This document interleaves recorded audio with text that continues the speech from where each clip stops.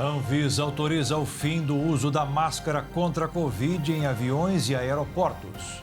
IBGE começa a apuração do censo, mas brasileiro ainda vai receber visita de técnicos. Partido Patriota expulsa vereador gaúcho que ofendeu baianos que são vítimas de trabalho escravo. Fila de espera por benefícios do INSS aumenta mais de 13% no primeiro mês do ano. Americanos criticam Brasil por autorizar que navios de guerra do Irã fiquem atracados no porto do Rio de Janeiro. Lojas lotadas e consumidores entusiasmados porque a Páscoa está chegando. Resultados de pesquisa garantem que tomar café pode reduzir a pressão arterial. E a cidade do Rio de Janeiro comemora mais um aniversário de fundação. Agora no Jornal das 22.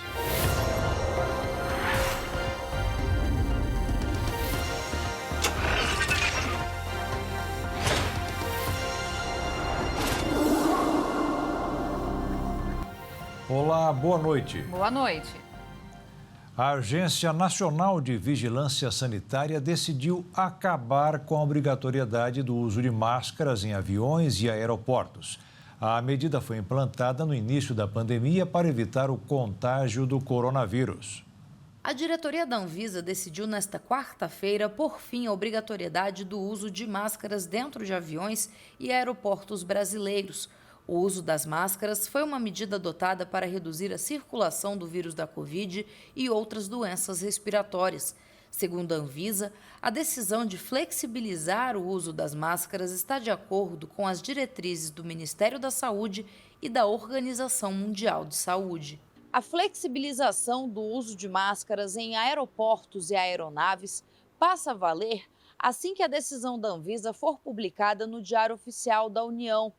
Todos os diretores do colegiado concordaram que a obrigatoriedade do uso do equipamento pode ser revista sem colocar em risco a população, já que houve queda no número de novos casos de Covid-19. Ainda assim, a Anvisa recomenda o uso de máscaras para evitar a circulação do vírus. Atualmente observamos a alteração epidemiológica da Covid-19 com a redução do número de casos novos, o que permite a decisão pela flexibilização da obrigatoriedade do uso de máscaras no interior dos terminais aeroportuários e aeronaves. Entretanto, no presente momento, reafirmo o caráter recomendatório do uso de máscaras faciais no interior dos terminais de aeroportos, aeronaves, meios de transporte e outros estabelecimentos localizados na área aeroportuária. É uma recomendação que ela visa a proteção à saúde, principalmente daqueles que apresentam-se mais vulneráveis. Outras medidas adotadas nas viagens aéreas durante a pandemia seguem sendo obrigatórias. São elas: desembarque por fileiras, proibição de viagens para casos confirmados de Covid-19, exigência de limpeza e desinfecção de ambientes e aparelhos de ar-condicionado e avisos sonoros sobre o uso de máscara em aeroportos e aeronaves. A Polícia Civil do Distrito Federal deflagrou nesta quarta-feira a Operação Vegetales, que apura possível lavagem de dinheiro por parte dos representantes de uma empresa do setor de alimentos do tipo Verdurão, que no período de 4 anos movimentaram mais de 17 milhões de reais. Foram cumpridos 16 mandados de busca e apreensão e sequestro de bens no Distrito Federal, em Minas Gerais e em Goiás, abrangendo as empresas envolvidas, escritório de contabilidade e as residências dos investigados. De acordo com a investigação iniciada em 2017, os beneficiários do esquema são integrantes de uma mesma família de empresários que possui atividades em diversos ramos da economia formal.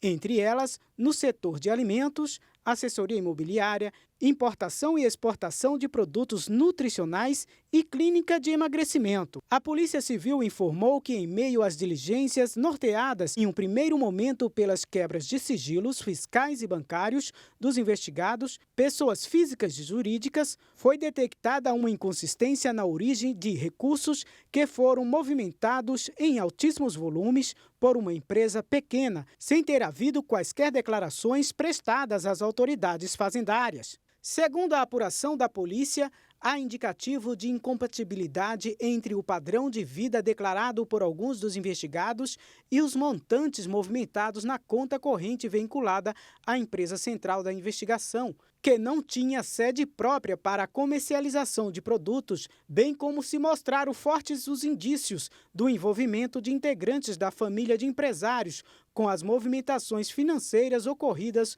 no Verdão, que indicam possíveis ocorrências de sonegação fiscal e de comercialização irregular de vales alimentação, por intermédio dessa empresa de fachada. Os suspeitos são investigados pela possível prática de crimes de associação criminosa, falsidade ideológica, uso de documentos falsos e lavagem de bens, direitos e valores, e, caso condenados, podem pegar até 23 anos de prisão.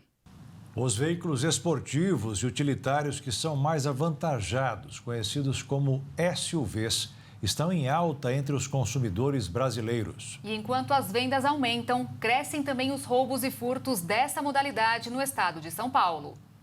A subtração desse tipo de veículo no estado paulista cresceu 57% em 2022, na comparação com o ano anterior.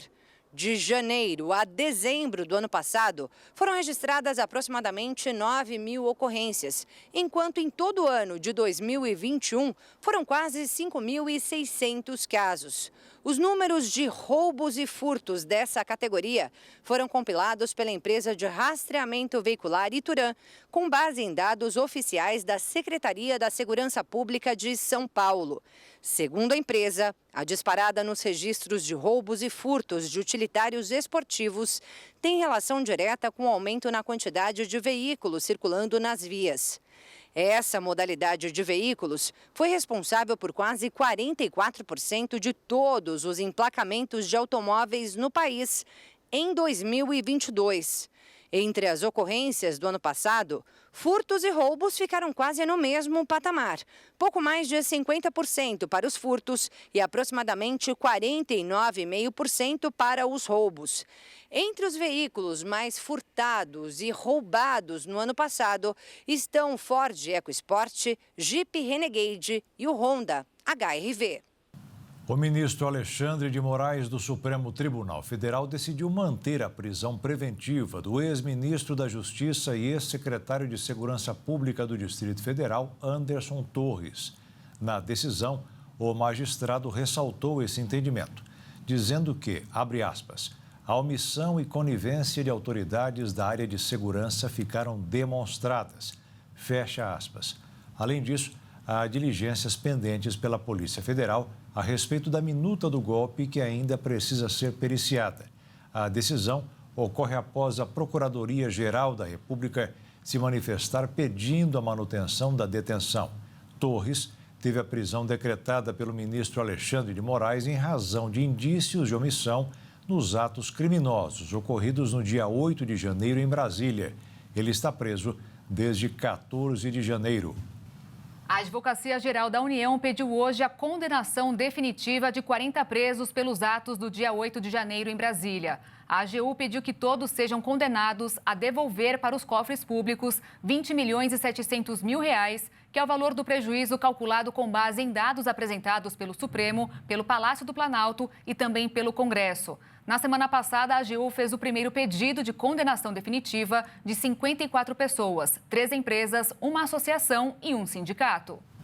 Aumentou a atenção das autoridades de segurança e do setor produtivo em relação às invasões de terra. Algumas semanas atrás, algumas fazendas foram ocupadas no interior de São Paulo e a expectativa é que haverá outras nos próximos meses.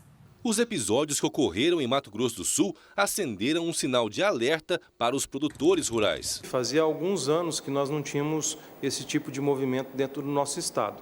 Então é óbvio que os produtores estão em estado de alerta, estão atentos e preocupados com essa situação. Fatos como o ocorrido em Japorã, onde integrantes da Frente Nacional de Luta invadiram uma propriedade rural.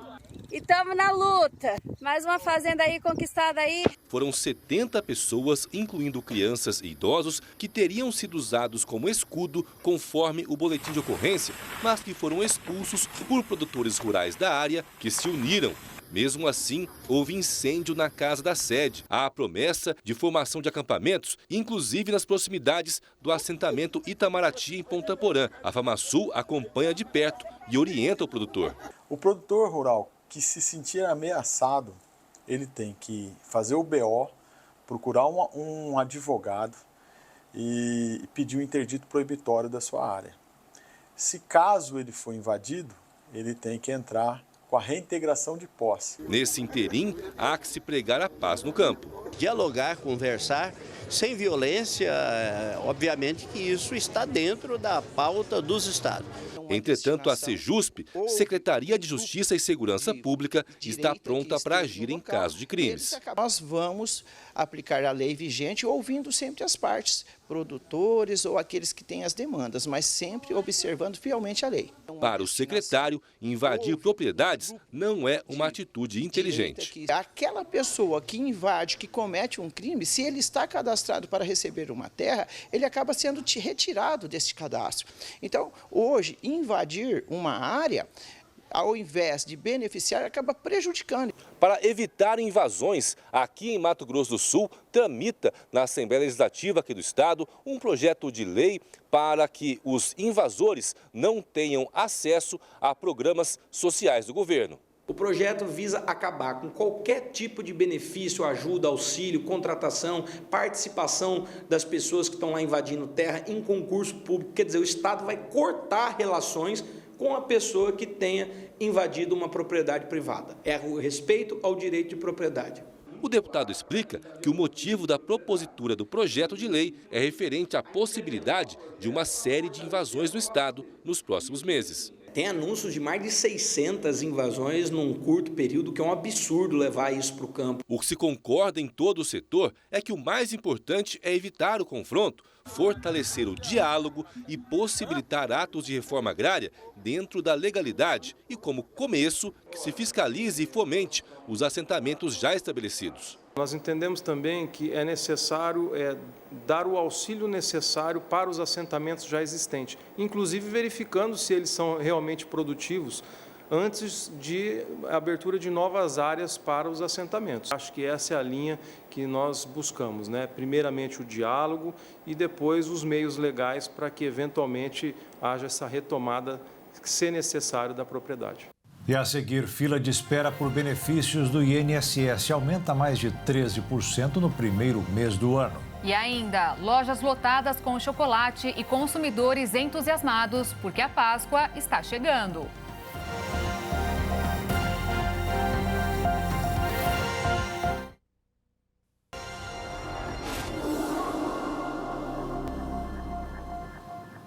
Os ovos de Páscoa já estão à venda em muitos lugares e para a indústria, comércios e microempreendedores, a expectativa de vendas para esse ano é bem positiva. A época mais doce do ano está chegando e muitas lojas já estão assim, lotadas de ovos de todos os tipos, cores e sabores, para os mais variados gostos. A Ana Luísa, de 12 anos, já está contando os dias para a Páscoa. Eu adoro essa época. Eu e minha família inteira já estamos pensando. Eu amo demais chocolate. A dúvida agora é quantos ovos vai ganhar. Se vierem 10? Eu como tudo. Se depender da Ana Luísa, a expectativa de vendas no Brasil vai se confirmar.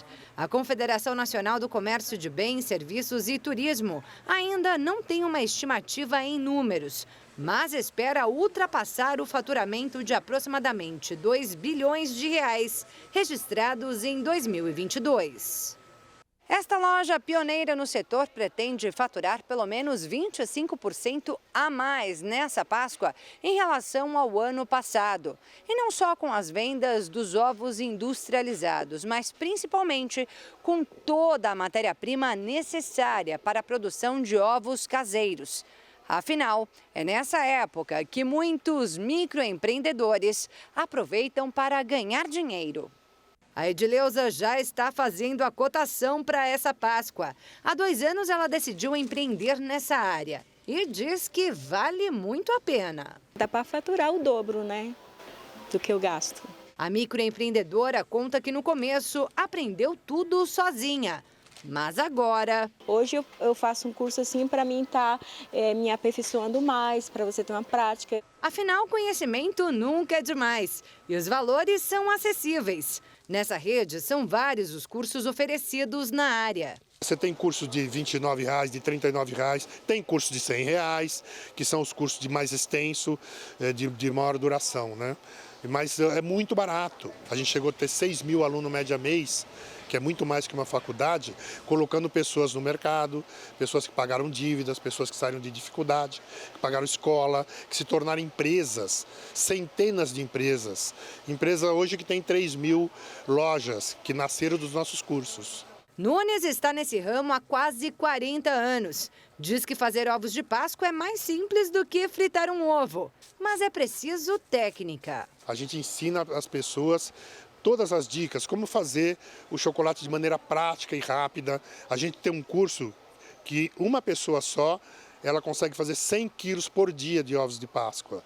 Então imagine você fazer 100 quilos de ovos por dia, se foram ovos de 500 gramas, são 200 ovos que ela fez num dia, pode vender até no atacado e ganhar dinheiro e sair de dificuldades, né, ou montar seu próprio negócio. Tem gente que estuda até para fazer ovos para a própria família. Quantos filhos você tem? Tenho 2 só, mas muitos sobrinhos, muita gente na família. Aí eu pensei, falei, seria legal eu aprender a fazer, até comprei um kit já de confeiteiro, já tô para fazer tudo.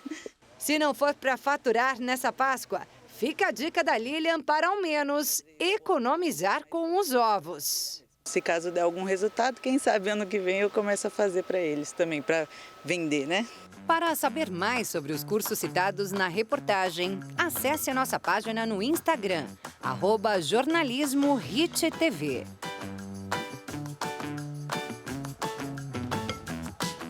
A balança comercial brasileira registrou um saldo positivo de 2 bilhões e 837 milhões de dólares em fevereiro. A agropecuária caiu e a indústria subiu, mas o que mais ajudou o resultado foi a extração de petróleo e de minérios. Segundo os dados do Ministério do Desenvolvimento, nos 2 primeiros meses do ano, o país vendeu quase 4 bilhões e meio de dólares a mais do que comprou do exterior. No mercado financeiro, com investidores de olho na questão dos combustíveis e em dados de atividade nos Estados Unidos e na China, fez o dólar fechar em queda no primeiro pregão do mês, de 0,62%, cotado a R$ 5,19 na venda. A Bolsa de Valores fechou em queda de 0,52% aos 104.384 pontos. A reoneração dos combustíveis anunciada pelo ministro da Fazenda, Fernando Haddad, começou a valer nesta quarta-feira. Com o aumento, o governo visa uma arrecadação bilionária até o final do ano.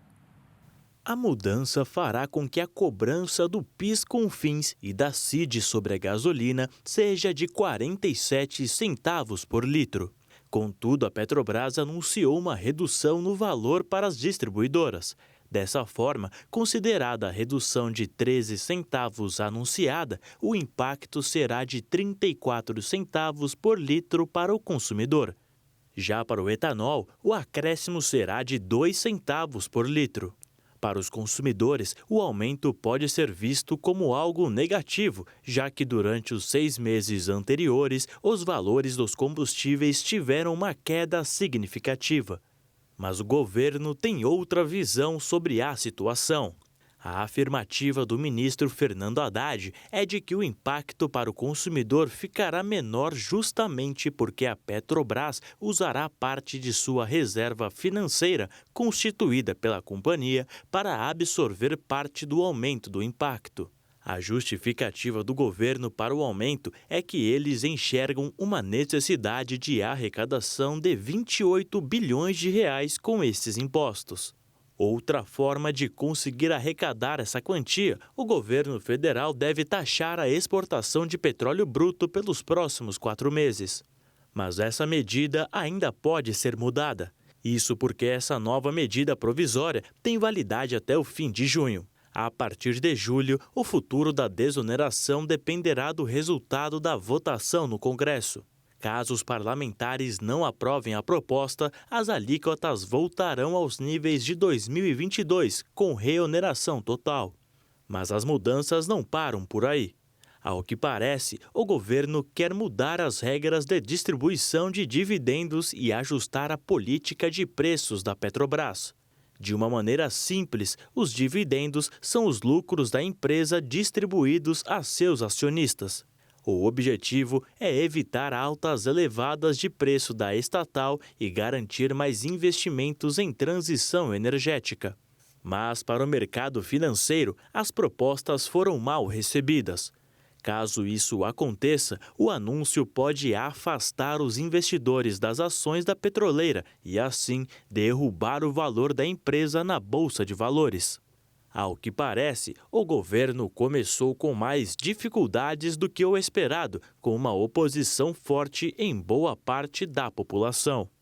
A Americanas começou hoje a quitar 100% das dívidas com micro e pequenas empresas. A empresa teve pedido de quitação, além das dívidas de caráter trabalhista autorizadas pela Justiça do Rio de Janeiro. Os pagamentos que começam nesta quarta-feira devem seguir o cronograma estabelecido entre Americanas e os empresários e trabalhadores contemplados pela decisão judicial. As dívidas somam cerca de 192 milhões e 400 mil reais e o dinheiro para pagá-las será retirado de um financiamento já aprovado pela Justiça e que pode chegar a 2 bilhões de reais, sem impacto ao cumprimento de suas obrigações financeiras correntes. O pedido para a quitação dessas dívidas tem como objetivo, de acordo com a própria companhia, diminuir os impactos sociais e econômicos da recuperação judicial sobre os pequenos negócios e os ambientes em que estão inseridos, bem como as pessoas que ainda dependem do pagamento das dívidas trabalhistas. O financiamento DIP é uma modalidade de empréstimo nova no Brasil que ocorre especificamente em recuperações judiciais. A fila de espera e análise para concessão de aposentadoria e outros benefícios do INSS aumentou 13%. A presidência usa um sistema de inteligência artificial para analisar parte dos pedidos, só que mais de 1.200.000 solicitações ficaram sem respostas. Em dezembro do ano passado, 732.987 brasileiros entraram com pedido de benefício na Previdência Social. Em janeiro deste ano, mais de 815.000 pessoas. E a cada mês, milhares e milhares de trabalhadores se somam a esses que já estão esperando. Um levantamento do Instituto Brasileiro de Direito Previdenciário revela que o Brasil fechou janeiro com 1.230.000 pedidos parados há mais de 45 dias no INSS, um aumento de 13% em relação ao mês anterior. Segundo o Instituto Brasileiro de Direito Previdenciário, faltam servidores públicos, estrutura nas agências do INSS para atender toda a demanda, além de ter que haver agendamento e realizar todo um pré-requisito para ser atendido na agência. E quase todos os dias, os assegurados enfrentam problemas com a queda de sistema. Então, esse conjunto de adversidades acaba ocasionando uma fila enorme. O INSS informou em nota oficial que este é o menor estoque de processos de reconhecimento inicial de direitos de benefícios previdenciários e assistenciais dos últimos anos para o mês de janeiro. Informou ainda que, atualmente, o tempo médio nacional para a conclusão de um pedido do INSS é de 85 dias. Um dos estudos de Eric Hanushek, da Universidade de Stanford, de 2022, indica que se os países da América Latina garantissem que todos os estudantes alcançassem um nível básico de proeficiência no PISA, os ganhos para a região ao longo do século XXI somariam 76 trilhões de dólares. A educação é condição necessária para o crescimento sustentável, para um ciclo virtuoso. Não é só que o país produz mais. A melhora da vida das pessoas, em saúde, com menos criminalidade, salários mais altos, inovação, participação política, diz o professor da FGV e diretor do Centro de Aprendizagem em Avaliação e Resultados para a África Lusófona e o Brasil, responsável pelo estudo. O Brasil é um dos últimos colocados em rankings de avaliações e seu PIB médio, na última década, foi de 0,26%. O trabalho também deixa claro que o aumento de riqueza de um país se dá pelo incremento na qualidade da educação e não apenas pela taxa de escolaridade, como se acreditava no passado. As dezenas de estudos analisados levaram em conta resultados dos países em avaliação, como o PISA, feito pela Organização para a Cooperação e Desenvolvimento Econômico, a OCDE, e tendências do Estudo Internacional de Matemática e Ciências. Pesquisas mostram que a melhora na educação impacta ainda mais os países em desenvolvimento. Em países de renda média baixa, o PIB poderia ser elevado em até 28%. Entre os de renda média alta, como o Brasil, em até 16%. E nos de renda alta, 10%. Entre os exemplos de nações que tiveram melhora na educação e crescimento econômico nas últimas décadas estão Singapura, Coreia do Sul, Portugal e Polônia, todos com notas acima da média dos países membros da OCDE. E veja a seguir, IBGE começa a apuração do censo, mas brasileiro ainda vai receber visita de técnicos. E veja também, americanos criticam o Brasil por autorizar que navios de guerra do Irã fiquem atracados no Rio de Janeiro.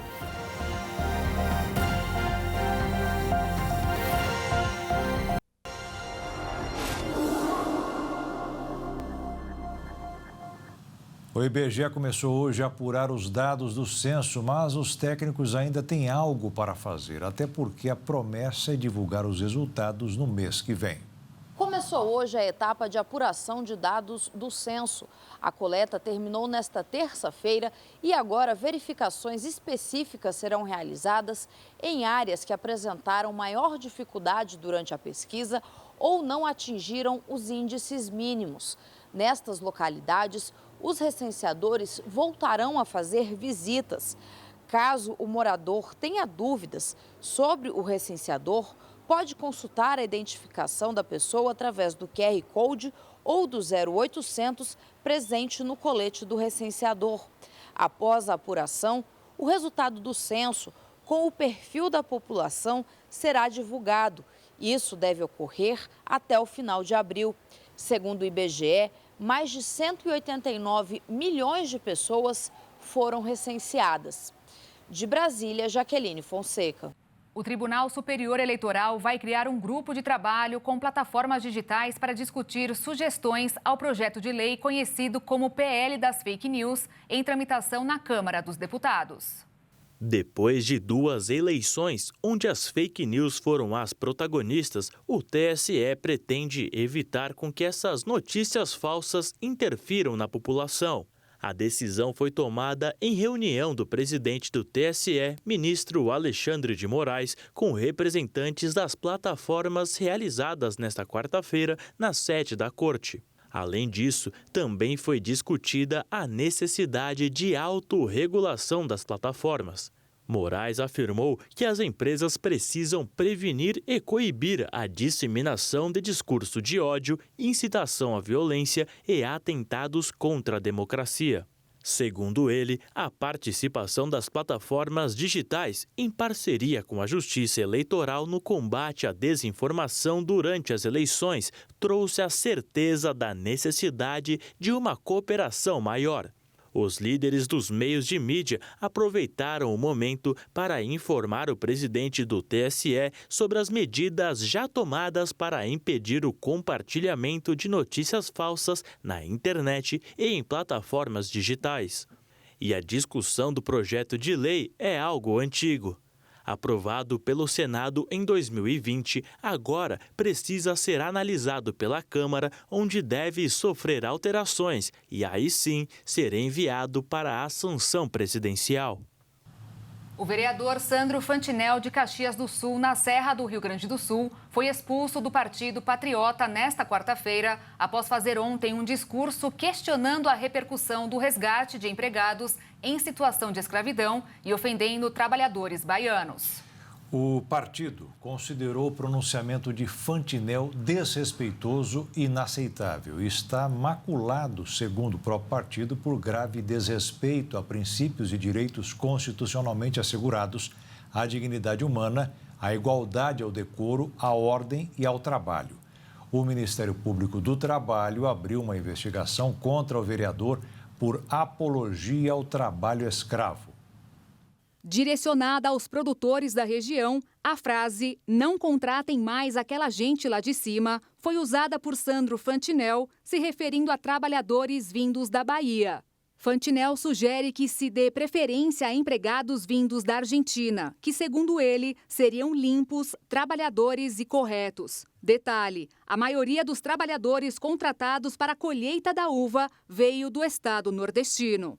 Após o discurso, o vereador afirmou ao G1 que só falou da Bahia, abre aspas, porque é a Bahia que está envolvida no processo de Bento Gonçalves. Se fosse Santa Catarina, eu teria falado Santa Catarina, fecha aspas. E ainda disse que a intenção da pauta na tribuna era querer transmitir para os agricultores terem um certo cuidado, porque existem alguns grupos que estão dando golpes usando a questão da analogia à escravidão. Abre aspas. A única coisa que eu disse dos baianos é que eles gostam só de tocar tambor e ficar na praia, né? Se a gente fosse ter essa conversa em um outro momento, a pessoa iria dizer: ah, é verdade, é a cultura deles, não tem nada de mal. Fecha aspas. O governador do Rio Grande do Sul, Eduardo Leite, do PSDB, condenou através das redes sociais a fala de Fantinel, dizendo que seu discurso xenofóbico e nojento não representa o povo do Rio Grande do Sul. O deputado estadual Leonel Hadi, do PT, disse que foi registrado um boletim de ocorrência contra o vereador. Já o governador da Bahia, Jerônimo Rodrigues, do PT, também se manifestou dizendo que repudia veementemente a apologia à escravidão e que não vai permitir que tratem nenhum nordestino ou baiano com preconceito ou rancor. As declarações de Fantinel também provocaram respostas de seus colegas de Câmara em Caxias do Sul, já que mais da metade dos vereadores veio de fora da cidade. Em nota, a Câmara de Vereadores de Caxias do Sul disse que a mesa diretora não compactua com nenhuma manifestação de preconceito, discriminação, racismo ou xenofobia. E, por isso, em decorrência do pronunciamento do vereador Sandro Fantinel, do Patriota, em relação a trabalhadores baianos, na sessão ordinária da última terça-feira, ressalta que foi um posicionamento individual do parlamentar. Não traduz o pensamento e os valores da instituição e nem da totalidade dos vereadores. Também pede desculpas ao povo baiano e a todos os migrantes que se sentiram atacados, destacando que são todos muito bem-vindos em Caxias do Sul. O caso veio hoje à tona quando 3 trabalhadores procuraram a polícia após fugirem de um alojamento em que eram mantidos contra a sua vontade.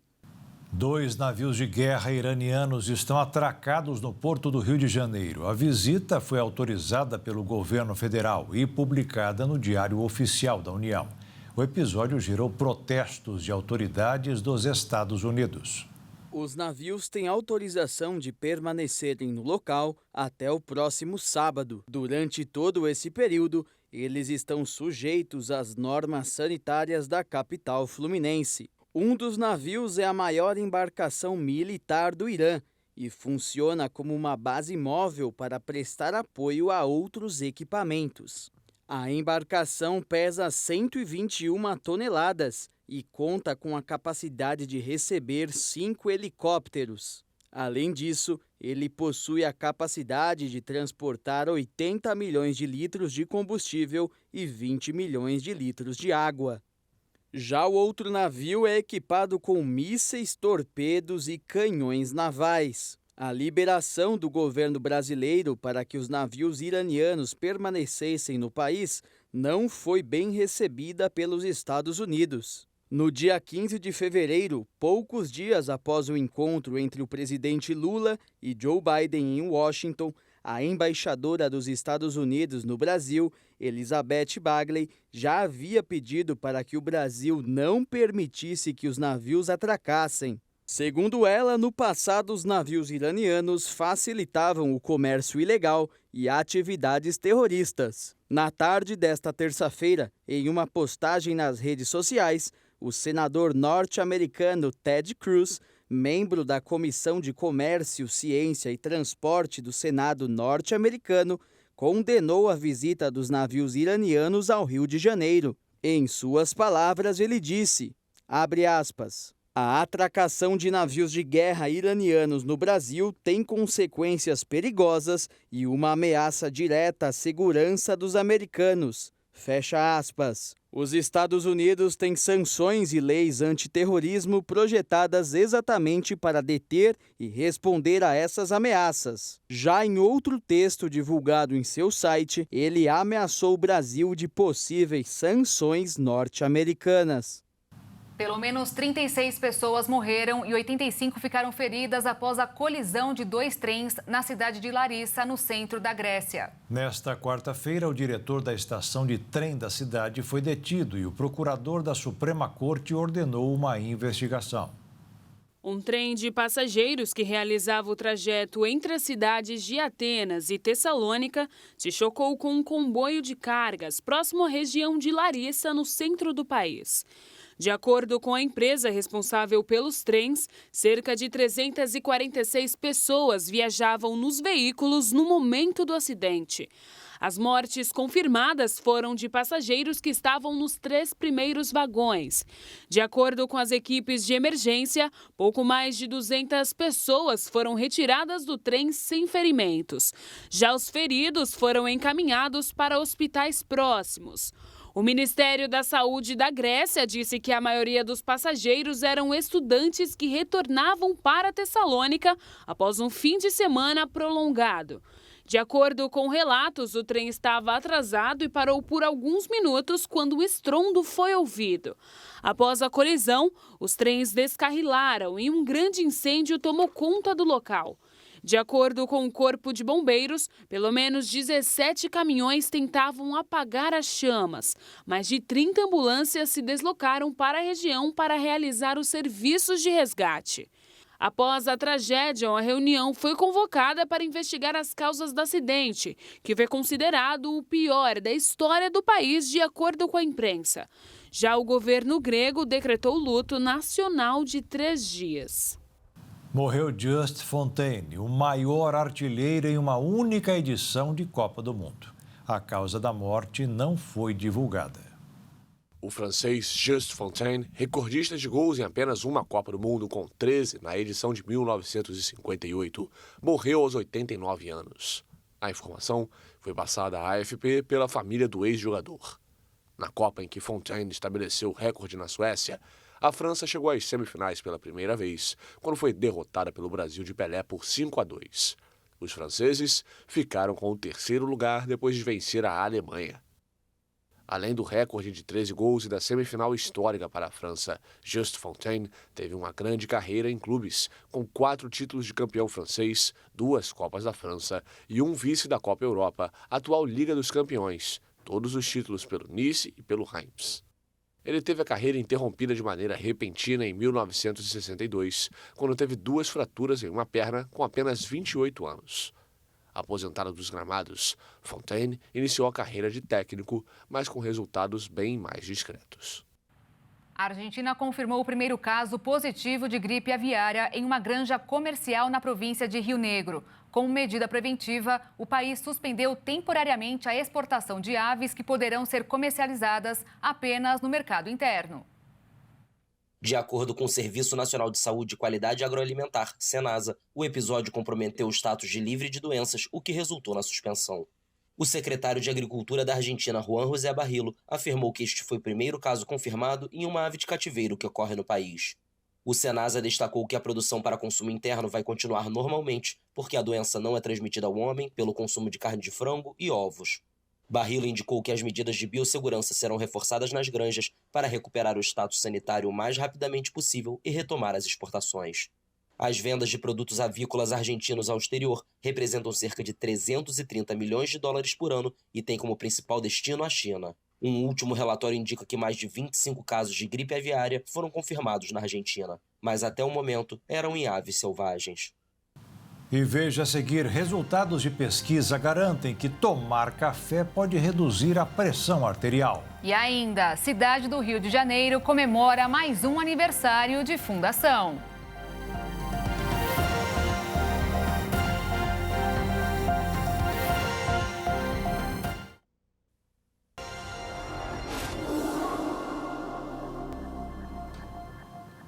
Em um mundo que consome 10 milhões de toneladas em um único ano, as notícias sobre o café podem causar preocupação ou alívio.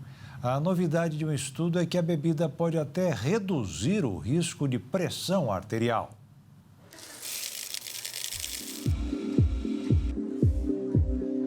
O Brasil é um dos países que mais consome café no mundo. E nós somos os maiores consumidores de café nacional, ou seja, consumimos o que produzimos em grande quantidade e de diversas formas. E a bebida não tem uma origem exata, mas muitos estudiosos dizem que lá no século IX, nas terras altas da Etiópia, um pastor notou que quando as suas ovelhas comiam um determinado fruto vermelho, ficavam mais ativas. O grão então foi colhido e feito em infusão, até para tentar entender como aquilo agia. E foi assim que surgiu o tão amado café.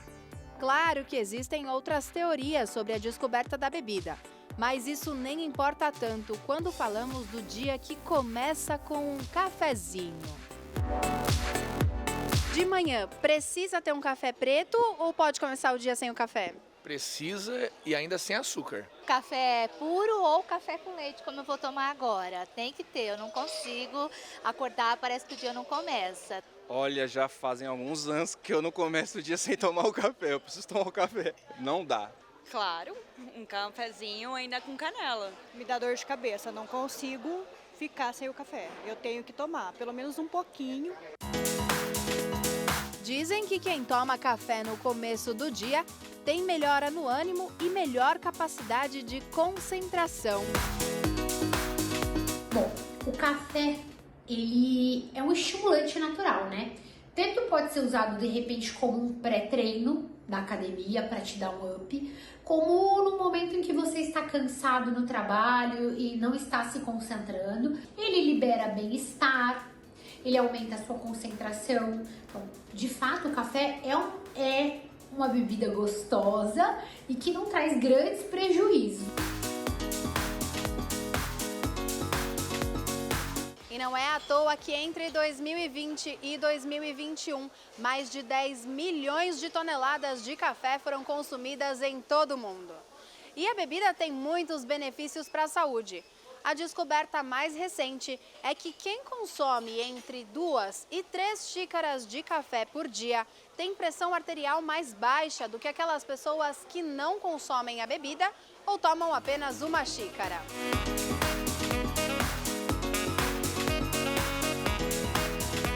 A cafeína pode elevar a pressão arterial, mas isso não é um alerta para os hipertensos. Afinal, essa alteração é momentânea e não causa um efeito expressivo, principalmente em quem faz uso frequentemente. O café tem cafeína. Essa substância, quando entra em contato com o nosso organismo, ela vai elevar a pressão arterial. Mas não vai ser uma pressão arterial que vai ficar mantida elevada durante todo o dia. Ela tem um pico mais ou menos em 1 hora, e esse pico vai perdurar por 3 horas. A quantidade de elevação dos níveis pressóricos vai depender da quantidade de cafeína. Então, quanto mais cafeína, maior é a elevação de pressão. Mas outros componentes bioativos do café parecem contrabalancear esse efeito com um resultado final positivo nos níveis de pressão arterial. E mesmo quem consome a bebida descafeinada também mostrou melhora na saúde. A A conclusão desse estudo foi publicada na revista Nutrients e realizada por cientistas da Universidade de Bolonha, na Itália. Ainda não está claro a que se devem esses benefícios e se estão ligados diretamente à cafeína ou aos outros vários componentes do café que têm um papel ativo. A bebida, rica em vitaminas B2, B3, B5, manganês, magnésio e potássio, quando consumida em doses controladas, só tem benefícios para a saúde.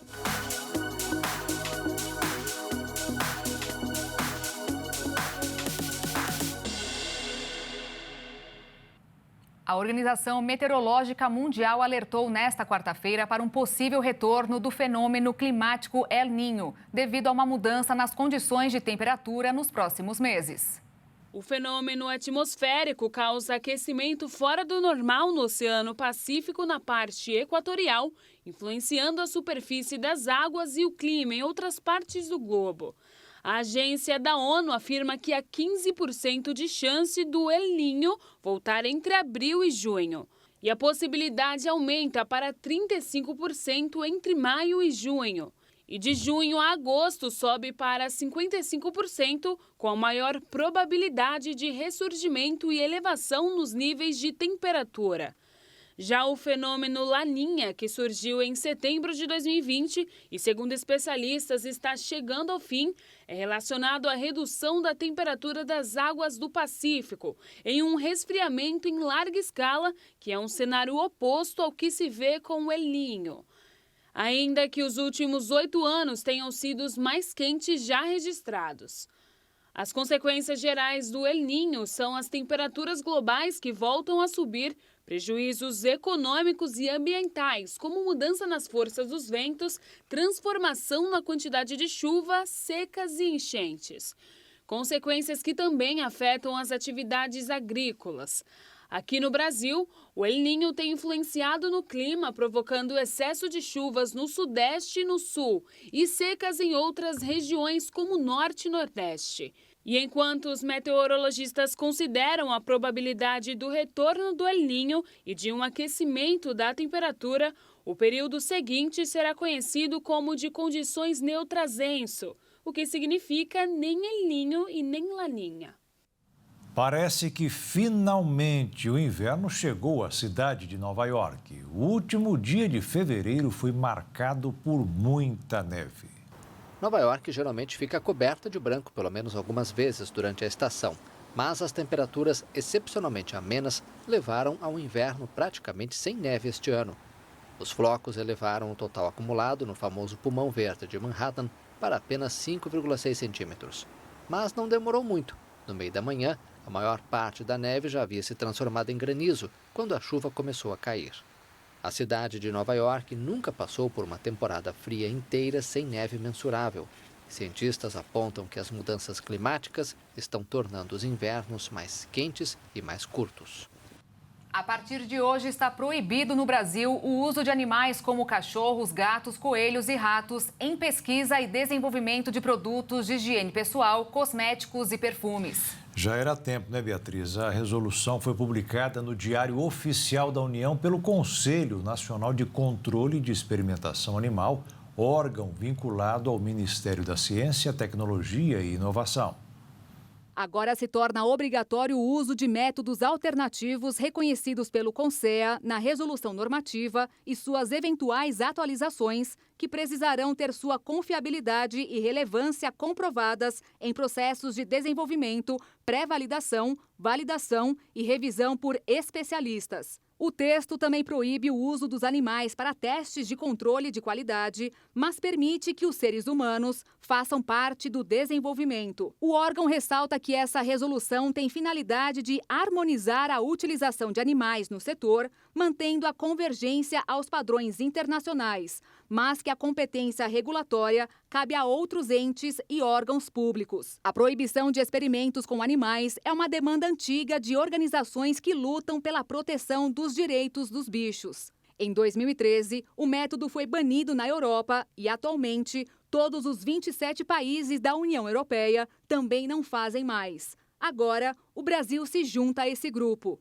Em dezembro, o Senado aprovou o projeto que trata do tema e proíbe o uso de animais em pesquisas e testes para a produção de cosméticos. Mas, como o texto foi alterado no Senado, voltou à Câmara dos Deputados para nova análise. Se aprovada, a medida do governo Lula vai se tornar lei. Caminhar por pelo menos 11 minutos diariamente pode reduzir em até 10% a chance das mortes prematuras. A descoberta foi feita por pesquisadores do Reino Unido.